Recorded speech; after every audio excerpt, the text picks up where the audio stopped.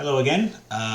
Welcome to our tutorial for production oriented Houdini workflows. In the previous lessons, I kind of did the first video, I did the breakdown. So now we will be preparing our Houdini scene. So let's launch Houdini. Okay.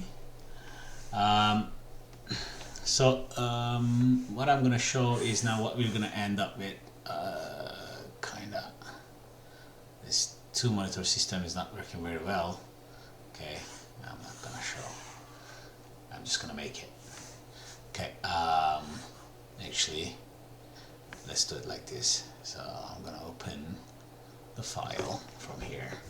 So what we will end up is going to be bunch of nodes, because we are going to also create our cameras, our terrain system, and then we're going to animate our ship, we're going to animate our cameras, and then we need to obviously prepare our outlet work so we can simulate and cache and like do a whole bunch of things in one go. So in the end we will end up with a file, a Houdini structure like this, or we can probably repurpose this along the way.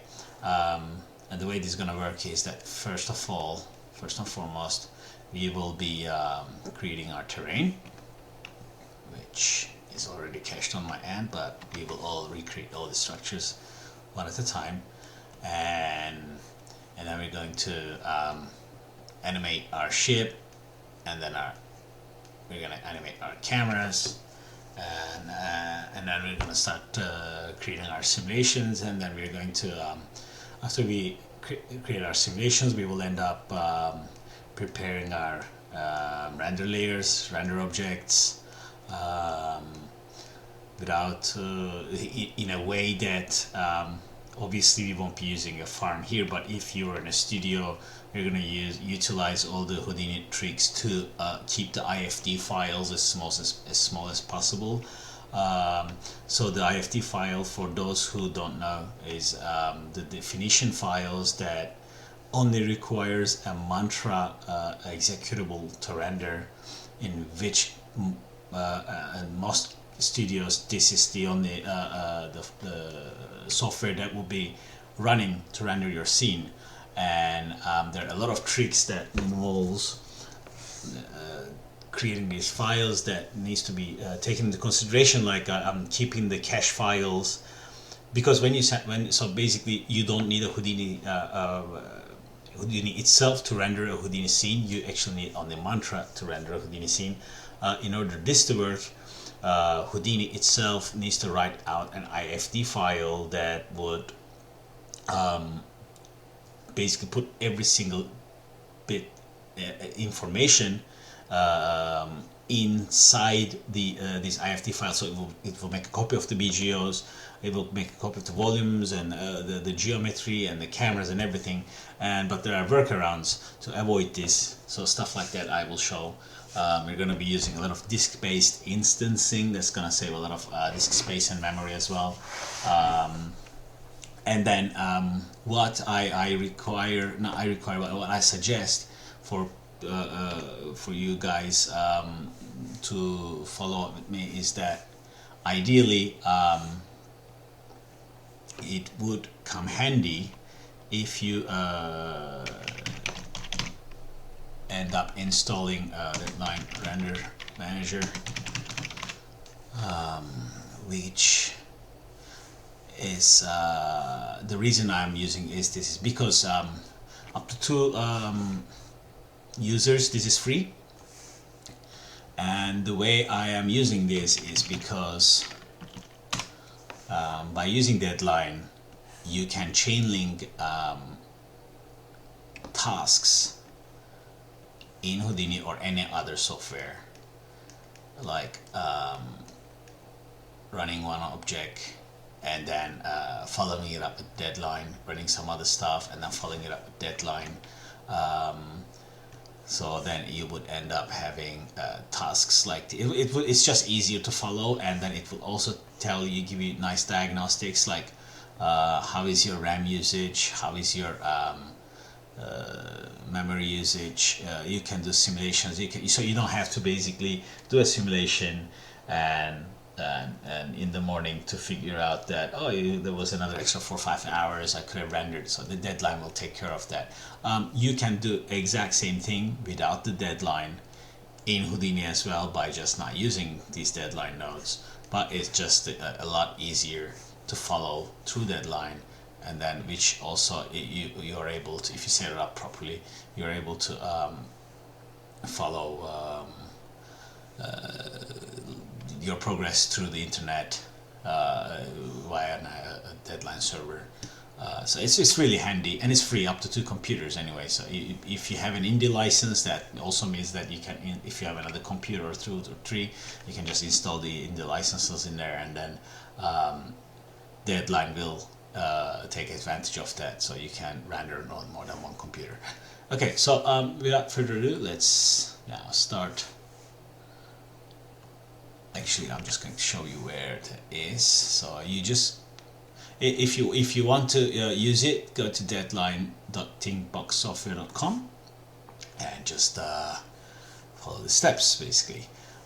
It is quite tricky to install this on Linux, but it's very straightforward to make this work on Windows. I will not give that support through this. All the information is available if you're using Linux on their website. And then what happens is, in the out context, you end up having deadline submission tool basically. Okay, so this is the outline. This is the my layout that I'd like to use. I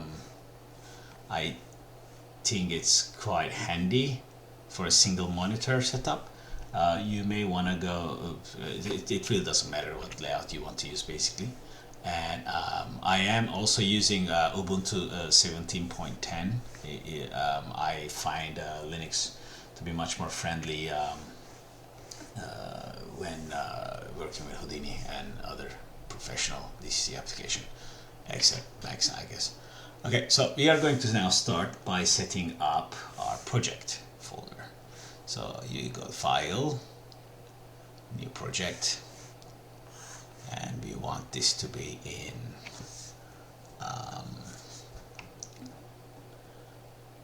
this will be depending on your folder structure. You can just put anywhere, and then I'm gonna go here. So this is where I want my project path to be, which is gonna be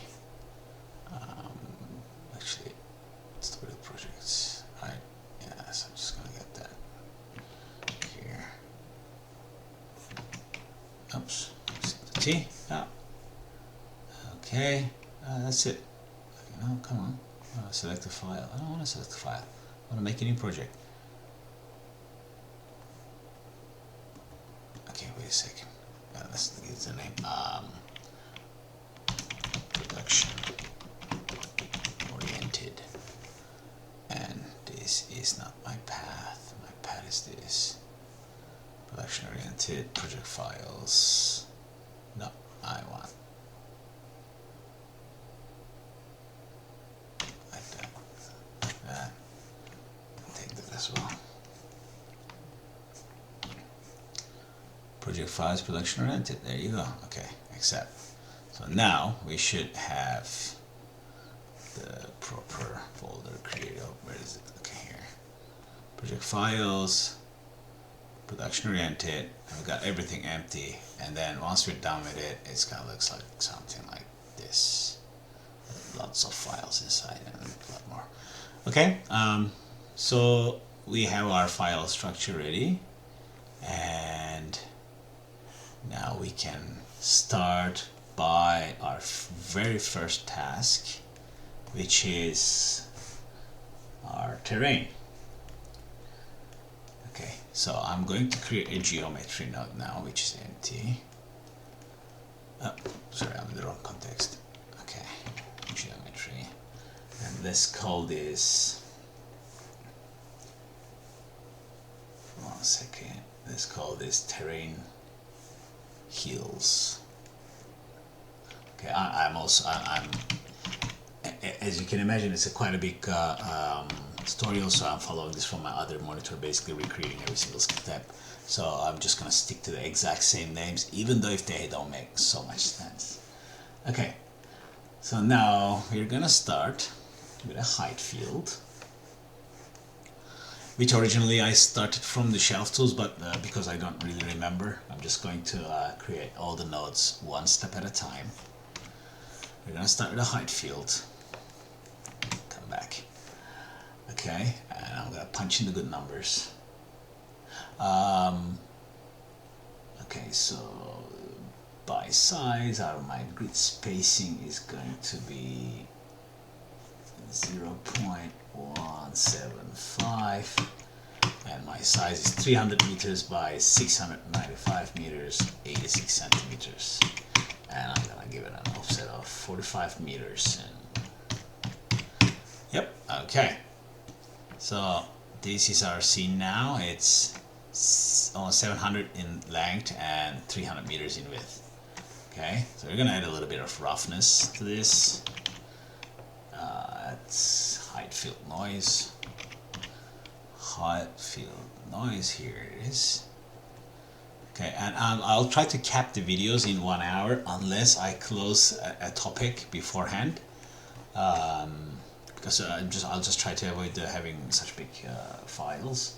Okay, so let's see on our height field noise. We'll name it hills, and we're gonna have an amplitude of 93, an element size of 1 kilometer. Just gonna give it an offset. I just wanted a proper shape for my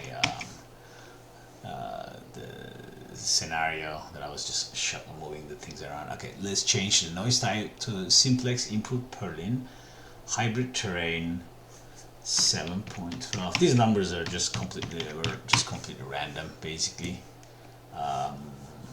Okay, we're gonna add another height field noise. Copy and paste this guy. Did we have the grids? This is all correct, right? It's the same. Okay, no problem.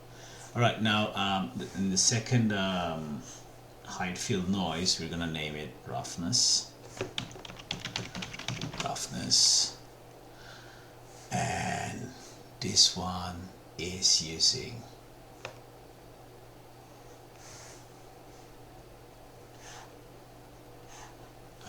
so it's using where is it? Height as noise layer name. The method is default. Amplitude is 96 here, and because we copied this last one, so the settings carried over, but we need to make our new ones now. Element size 200. Okay, and scale 111, offset 0, improved Perlin again 8, 1.841 for this option, and roughness is 0.5. Now, okay, so we have something. Alright, that looks similar to what I have in the video, so of course I'll try to match all the parameters, otherwise we might end up ships falling off the edges or whatever. Okay, so now we're gonna branch from here. We're gonna have a height field paint node. Okay, I'm just gonna actually activate. I'm just gonna bake this in my other machine, another screen, so I can see what I painted, because I have a hand painted area here, which I'm gonna copy over, but I'm gonna show you first because I want to match the exact outlook in the end, outcome at the end. So basically you can literally because it's a hand painted section and we don't want to deviate from that, at least for this tutorial's sake, you can always copy it from my file scene that I will provide, just to get the exact same painted out. Okay, so let's go height field paint. Oh, I love the logic search for the it makes everything so easy. Okay, so then you'll just click here, and then this is set to mask, replace 1, 0, 1, 31. These are all default settings. And then if you select your node, move the pen on the viewport, hit enter, you'll get a paint gizmo.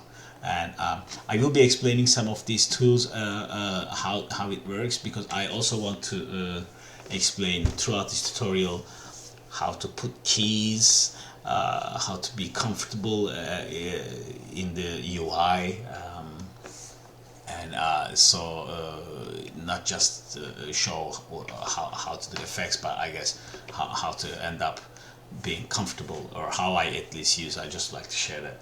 So now this is just basically, it was originally painted like that, but what I'm gonna do now is just gonna copy this note from the other one, because otherwise it's gonna be very slow. Okay, where are you? Oh. Okay, so because that's what it should look like. Yeah, okay. Let me put the other screen on manual. Okay. All right. So what's next is that I want to blur this. So this was hand painted. So we want to blur this out. There's a node called hide field blur. Hide blur. Okay. And the input goes like this. Okay, sorry, that's my monitor going ballistic. Yeah, I have a problem with my monitor going this siren sound. It's a bug, I think, in the drivers or something in Linux. Doesn't do it on Windows. Okay. Before we continue, I remembered that I needed to mention something which we haven't used yet. But so there are two things that I would like you to do in your Houdini environment file that will come handy.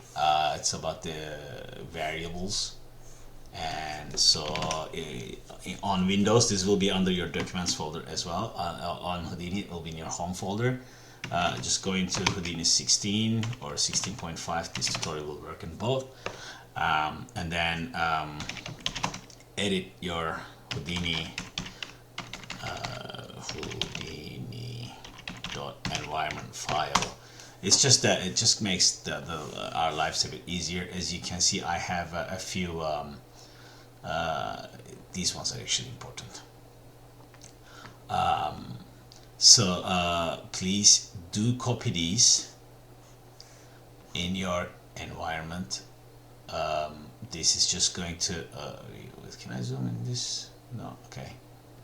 So basically, anywhere in Houdini we put a $sign, it's just gonna replace everything with this. Anywhere we put a dollar lib, it's gonna work out like this. So the reason so these are obviously my folders. Like if I anywhere I need to write a $cache, it's actually gonna go here, and because I keep my caches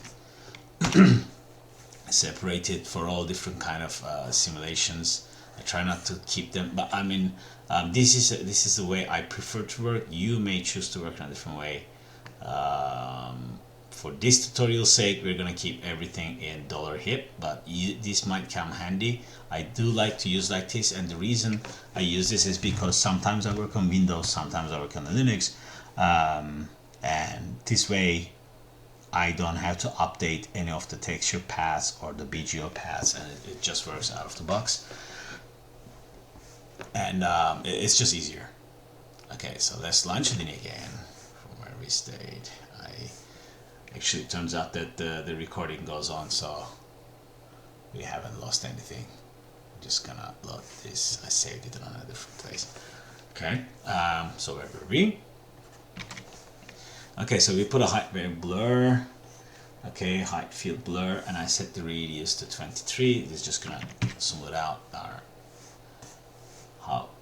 we need to. Okay, so so what happened is that because I did not use the mask layer, it blurred out the entire thing, but that's not what I want.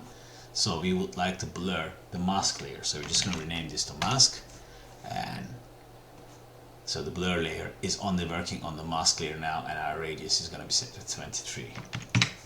Okay, and the next thing we're going to do is that I want to remap the height of this height field using the mask. So I'm gonna put a new node. It's called height field remap. Height field remap. Okay, so my initial shape is my left input, and from my right the mask is going to come. I'm not very familiar with the terrain system, so if there is a smart way, please do update me through emails. However, this is just going to obviously work. If you do the compute range, this is going to automatically get you the mix and minimum and maximum values, but because I've been playing with this previously, I'll just enter the numbers instead. And because because that's where the base is, so we want this area to be fairly flat. Okay, and these are the numbers, -1.833.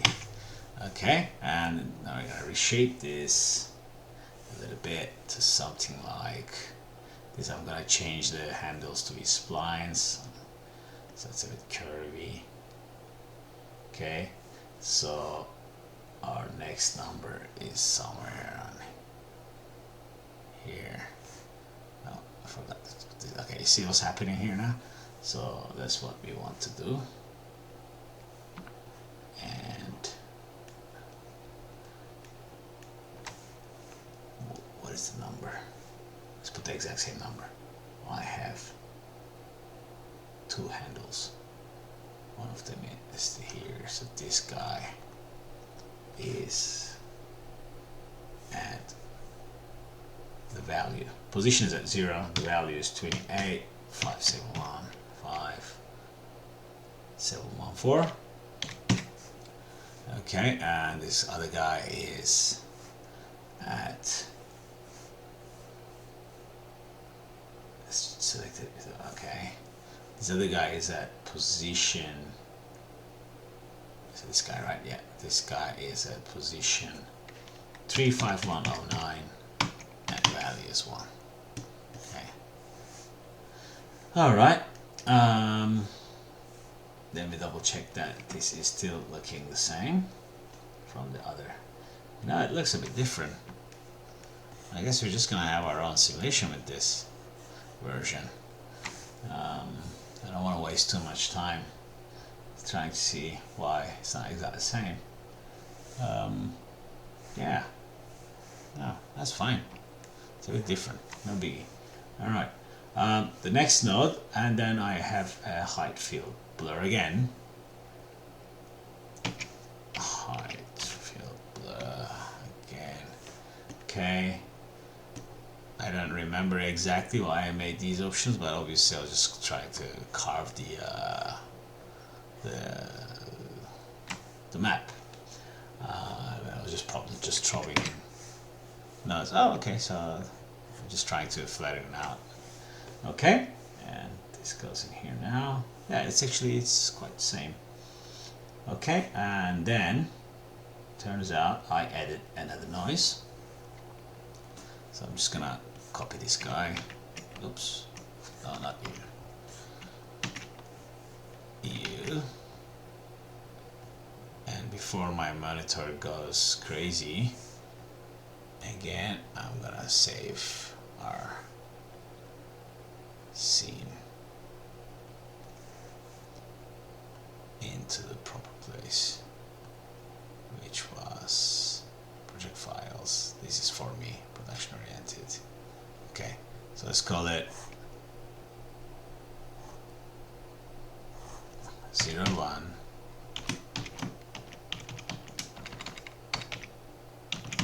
terrain 1.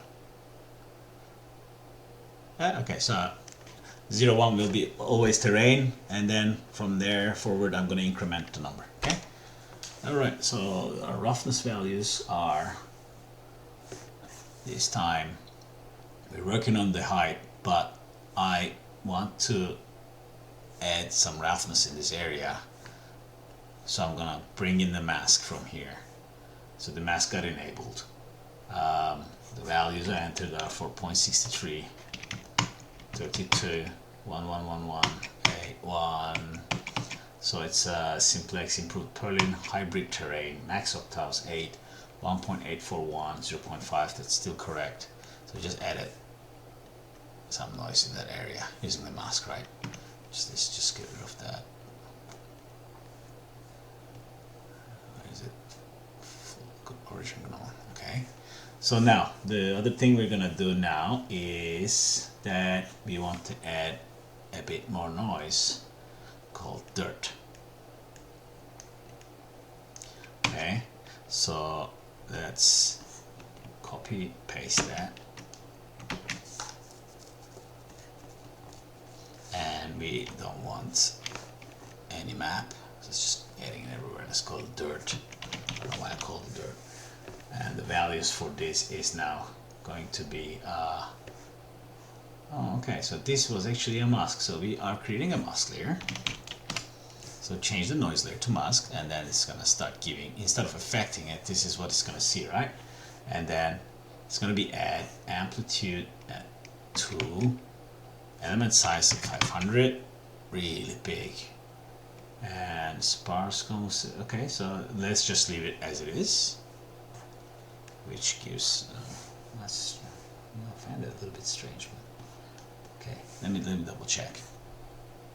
Yeah, that's what it is. It's a mask. We're adding it on. Oh, okay, remove that guy as well.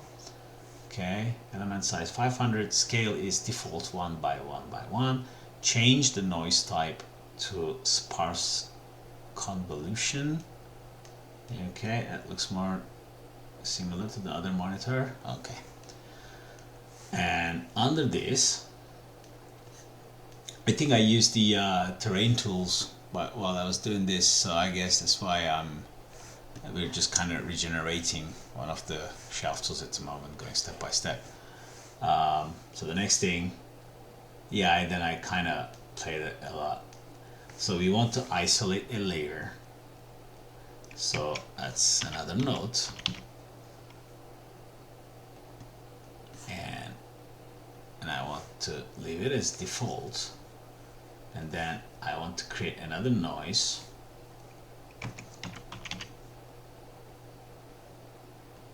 And call this one. So I want to use the mask and the G itself. And then I want to call this node rocks. And the values for these are, remove the center noise, 0.288, 14.6. It's an alligator noise, and the values are 8, 0.602, 0.602, roughness is 0.6223. Okay, and then I want to layer these guys. This should give a small bumpy surface. Okay, so I want to layer now this with that. So for that, I'm going to use height field layer. Height field layer. So left input, middle input. The settings go add to height, and the default settings, which sees that, which tells me that this may have not been that necessary. It's not too much. Anyway, so now actually this looks a bit different on this other screen. I'm getting this.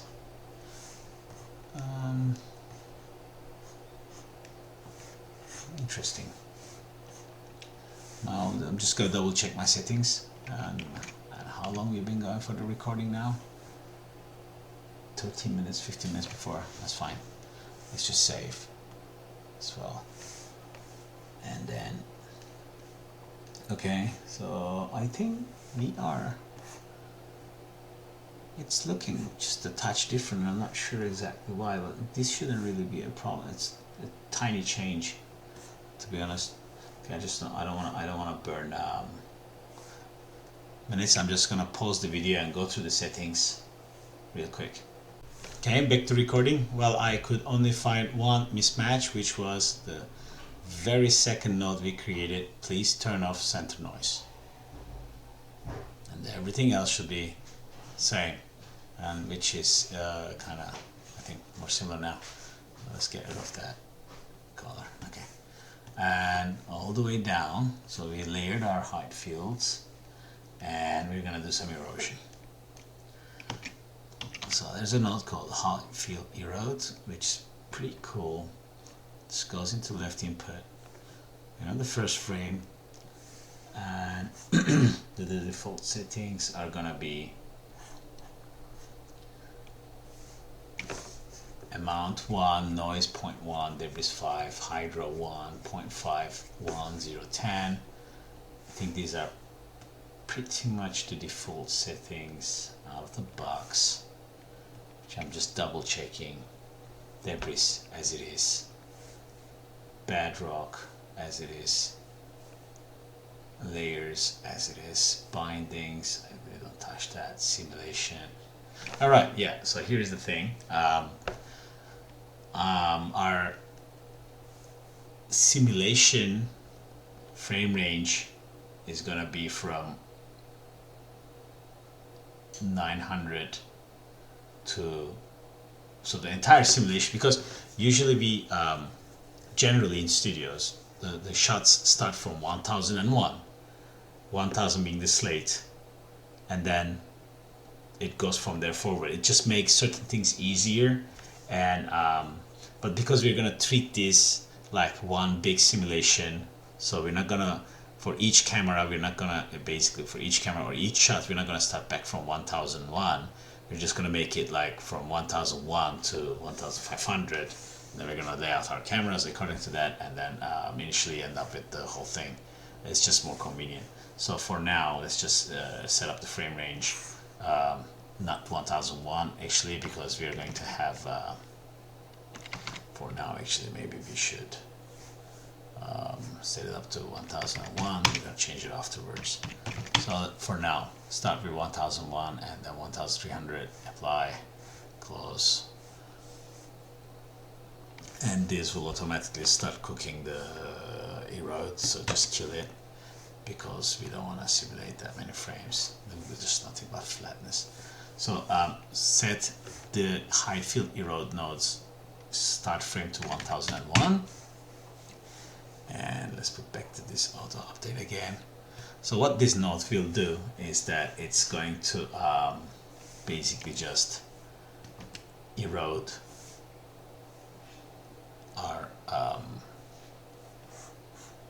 height field based on some erosion algorithms, right? So in my scene, I eroded it only for 10 frames, and then I was happy with the result. So that's what we're gonna do now. So in order for we need to follow after this step, we need to create a time shift node, break the connection, okay, let's say it's 1010, and basically anything under this from this point, Houdini will always show us a height field eroded for 10 frames. So here it's cooking at the moment,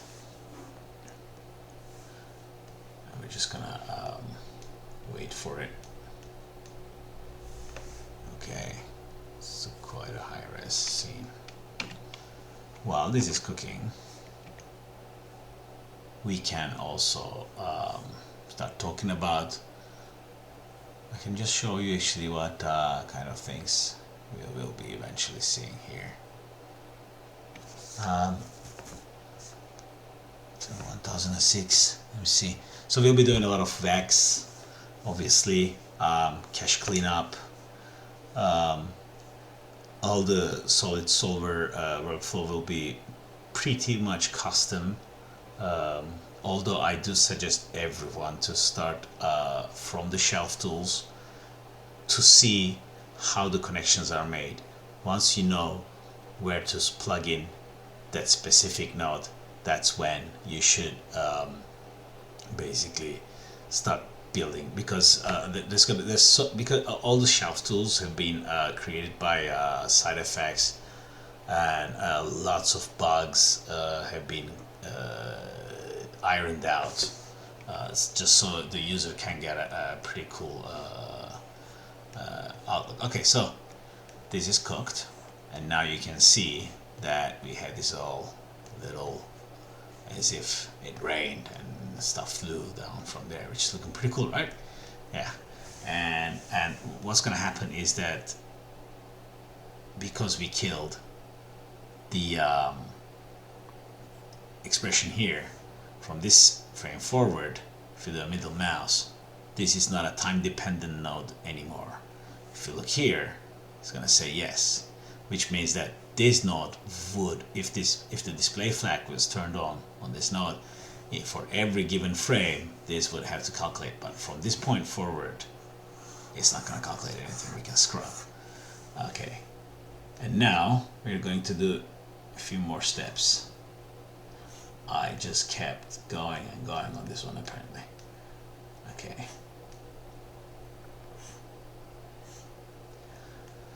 so after this we're going to create a node called mask by feature.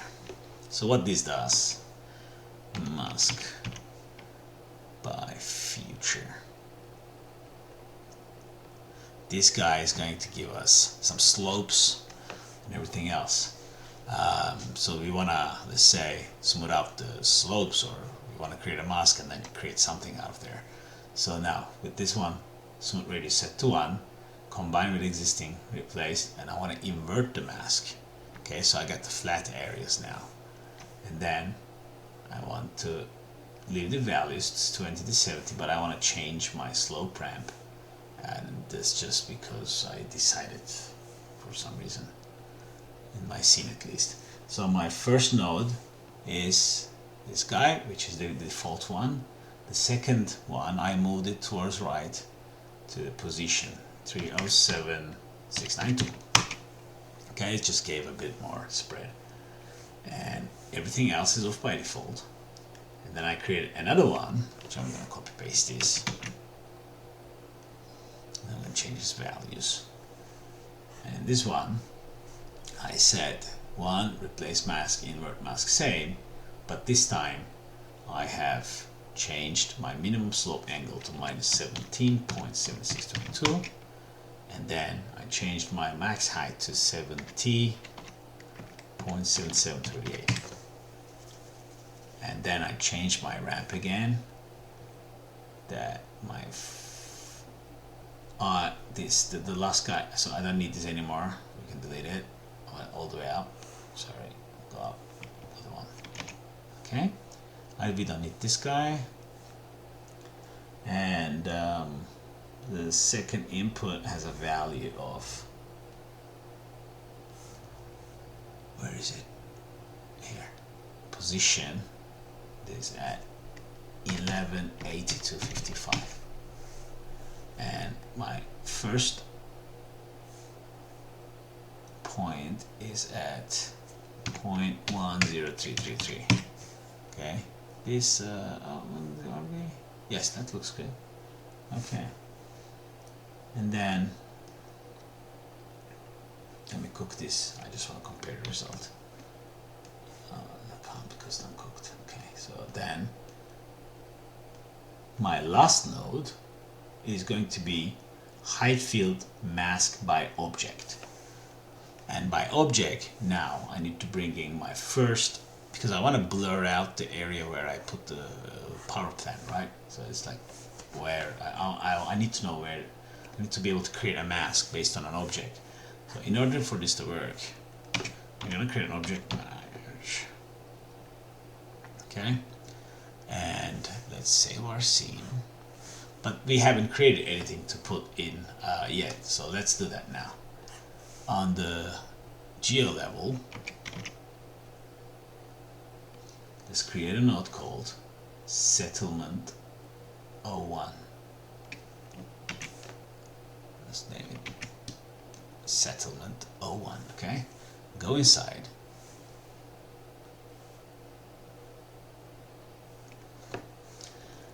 now we're going to bring our first asset in our scene. And for this to work, I'm going to copy this now from one place to the newly generated folder that we just made. Okay, so I'm gonna go in my tutorial projects, simulation all. This will be under Geo already, and it will be named. Go inside.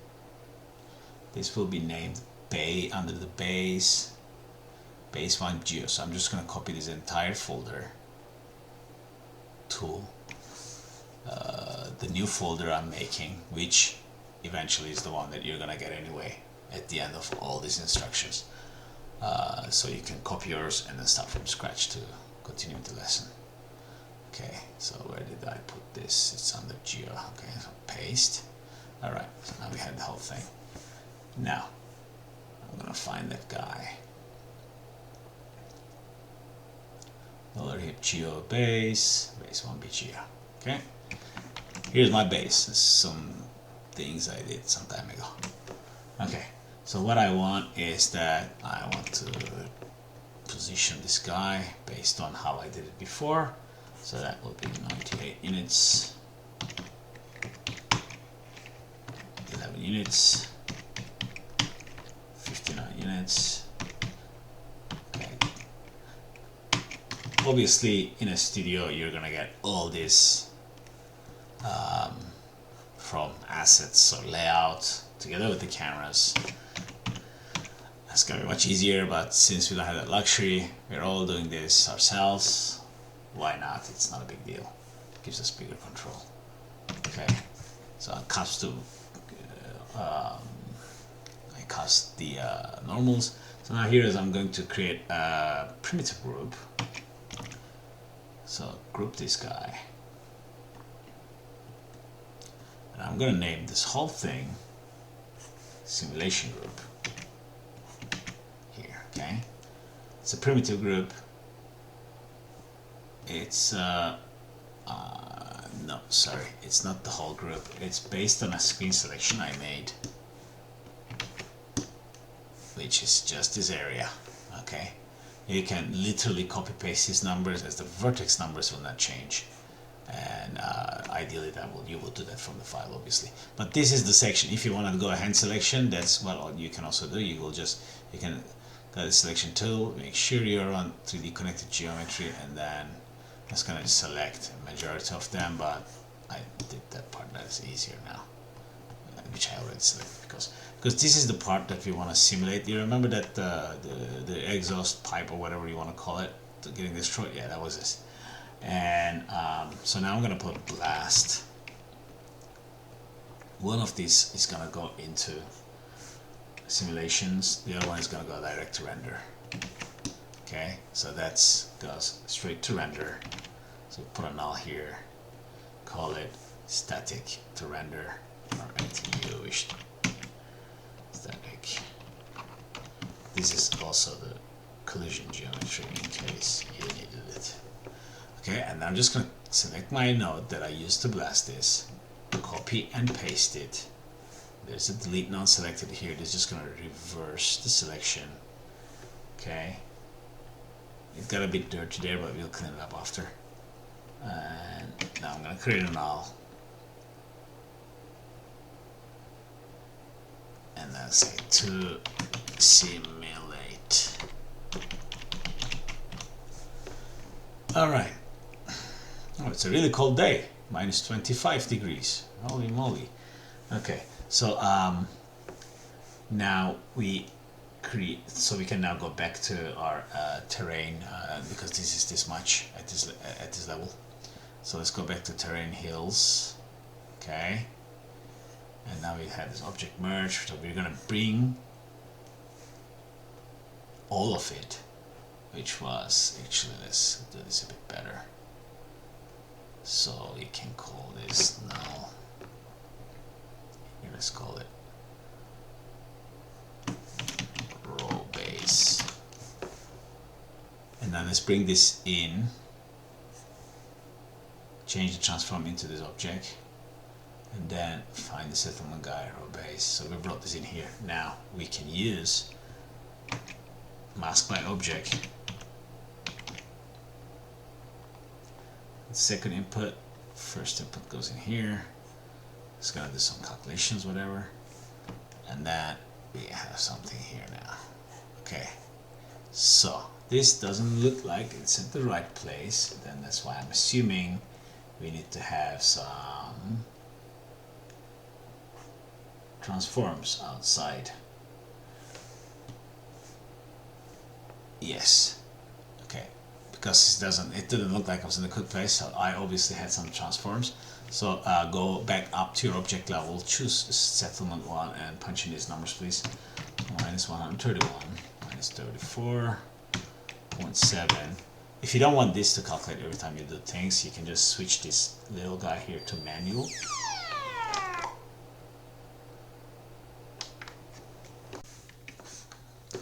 Hello.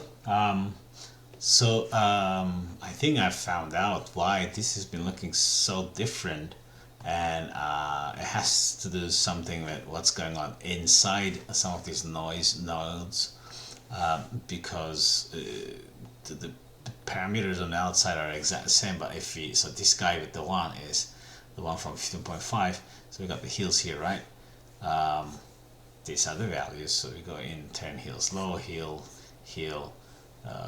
so okay, so no, maybe there's the thing, this is the roughness. Okay, this is what I missed.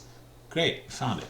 So let's go here, let's double check. I'm just gonna go in here, select heels, roughness 0, which hopefully is gonna be a match now again, but if not, then it's difficult to address this without copy pasting it, and it looks completely different.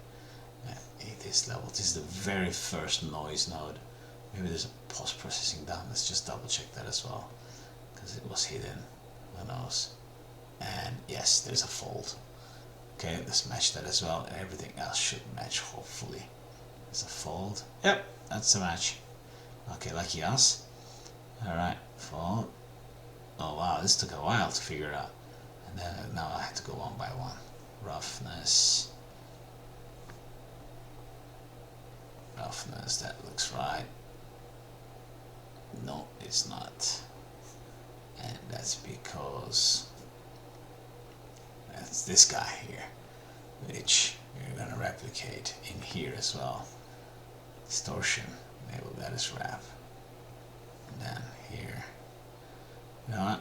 And this enable only this value. It's a bit different. Okay, no biggie. And what's the value? Quickly again, 0.5 to 1. Okay, we're very close. Thank you for your patience. 0.5 to 1. Alright, so our roughness is, oh no, yes, this looks familiar. Voila. Okay. And let's just go to this. Is there another noise? So basically, until here it should be same. Hide field blur. Real quickly checking. Hide field blur. Yep. Now we have another roughness, which is a default one. Thank you. And okay. Now we're gonna just double check here. Just slightly, everything moved out. This is what's gonna happen here too.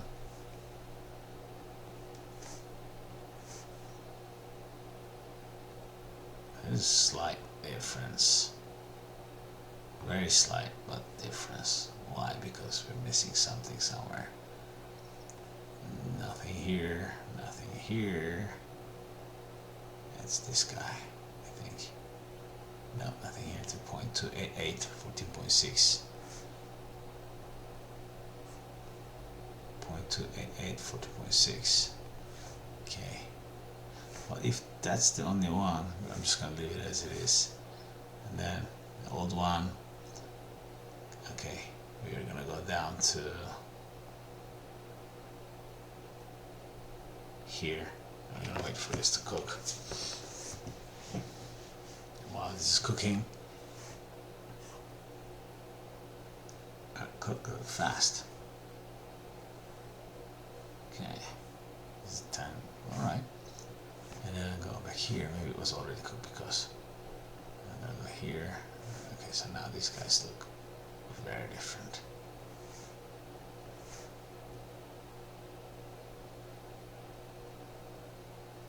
Okay, so we need to figure out where we made a mistake again. It's not this guy. Go back to add dirt. Add dirt. Oh, we're missing a node.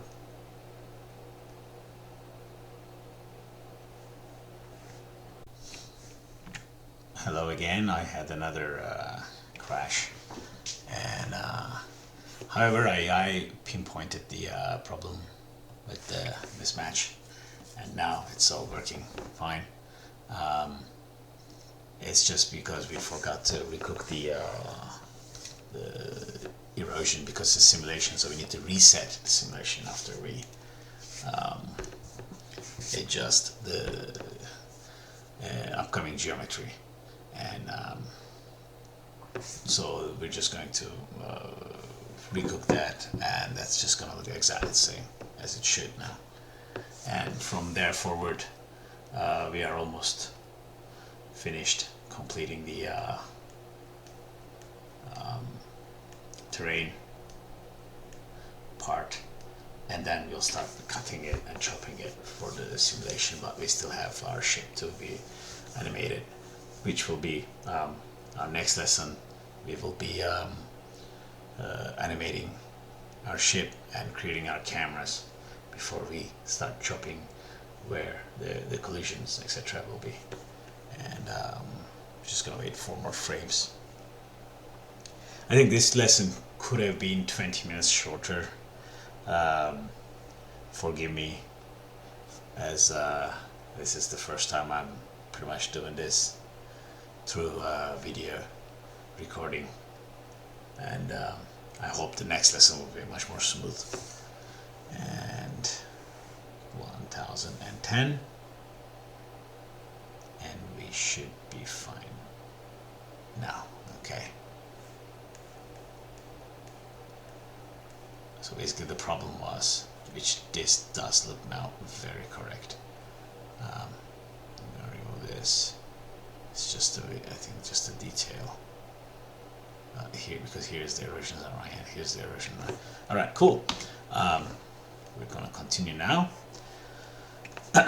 So we had a mask by feature that we defined, okay, and we have another one that is looking rather flat, but it's probably doing something.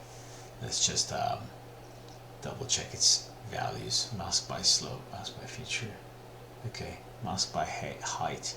All right, so here's the thing, this one we're gonna correct. This is not mask by slope, but this is a mask that is based on height, and that was created to kind of give a shoreline for the water areas. So that's gonna be minus 17.7622, 70.7738. So that's kind of gives us the deeper areas. And then my second node position is 0.118255. I'm sorry, that's not correct. It's not the good one. Okay, so this guy is somewhere rather here, which is with a value of 1 and a position of 118255. Yep, and the very left node is at 0.10333. Okay, kind of gives us just the edge area. Okay, and we're going to use these masks now to manipulate our geometry by layering this, and then so first one we're going to need is again another height field layer, and the geo goes in, the mask goes in. Our third input is the mask as well. So this is the third. Sorry. First input is our base terrain. Second input is our terrain 2 layer. And now this guy is going to expect the mask. Okay, so now it's in there, and we can choose the height fit layer, and we want to use the mask layer here. So it's mask, the parameters mask strand 1, base offset, we're going to offset it by 13.8 units, negative, base scale by 147, and then we're going to create another height fill layer. I'm just going to copy and paste this guy here. So this first input, I'm going to cut all this. So for those who don't know, this is why for cutting it's super handy, and it's super short, and it works much better than just shaking it frantically. So the left input goes into height field mask by feature, and this mask by feature 2 goes into the middle one, and then our right input is gonna go to our mask by object. So if we have a look here now, basically we're just kind of doing like a little Photoshop work here, plugging in things in and out, multiplying masks. So that's why now we have this map here, basically, as you can see. And now I'm gonna do another one, another layer, and this is gonna work as a multiplier. And let's cut this out again. Left input to left input, middle to the second layer, and now our values are, I'm multiplying this mask and I'm gonna change the base offset to default to 1. Okay, so it just made it sharper in a way. And then just the final roughness again, and I'm just gonna double check if there are any hidden options turned on, just so it doesn't make another fuss like before. Okay, noise goes under height field layer 3. Okay, and then we are going to activate distortion as well. I think both of them. Yes, lattice warp set to 0.5, gradient warp set to 0.0646.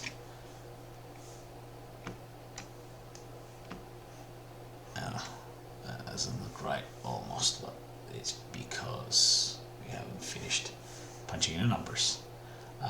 Amplitude by 1, element size by 1, and change the noise type to flow,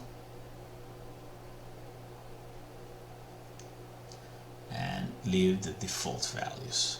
And now we added lots of tiny rocks in here.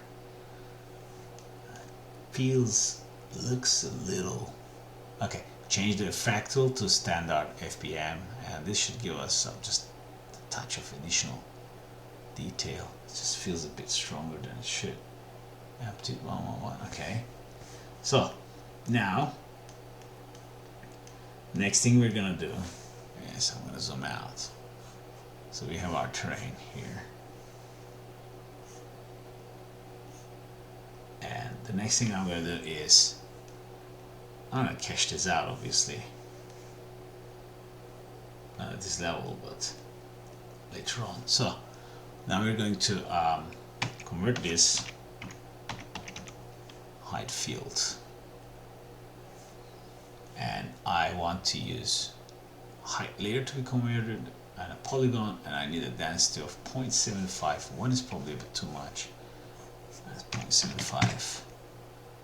So what does this do is that if you do a mouse over, we can get all the extra information like density, a ratio between output resolution and grid points in the source height field. For example, a value of 0.5 will output the half the resolution. And I want to get the point colors and all that stuff out. And this gave us some water area, basically, some mountains, all that stuff.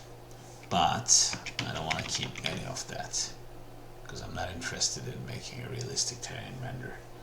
And it's a great practice to delete everything you don't need in Houdini. That's just gonna help the memory so much. Okay, so put a null here,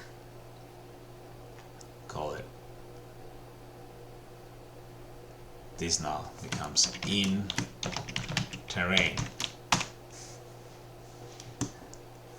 Okay, and now we have our terrain ready, and this concludes our very first, a little problematic video tutorial. And our terrain is ready. Our next step will be going through the scatter tools and scattering a very basic forest, and then a few test renders using some kind of disk-based instancing as well, doing a little bit lightning and mantra setup for this to work. So we're going to touch base instancing as well, and then we'll prepare our terrain for simulation. And so I'm just going to save this scene now. Okay, I think that's it. All right, thank you very much for coming. We will continue with our next lesson in our next video.